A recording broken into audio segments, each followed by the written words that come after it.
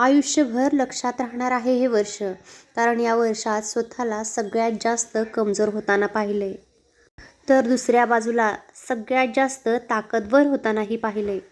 स्वतःला सगळ्यासमोर झुकताना पाहिले, तर स्वतःला सिद्ध करतानाही पाहिले. कितीतरी वाईट प्रसंग आले या वर्षात, पण त्या वाईट प्रसंगाचेही आभार मानावे लागतील. त्या वाईट वेळेमुळेच आपल्यातलं आपलं कोण हे समजलं. सरतं वर्ष बरंच काही दाखवून गेलं. काही आपल्या माणसांचे हात कायमचे सुटले. ह्या वर्षाने हेही शिकवलं की शेवटपर्यंत काहीही टिकत नसतं. कुठलीच गोष्ट ही शेवटपर्यंत राहत नाही, मग ते नातं असू किंवा एखादी जवळची व्यक्ती.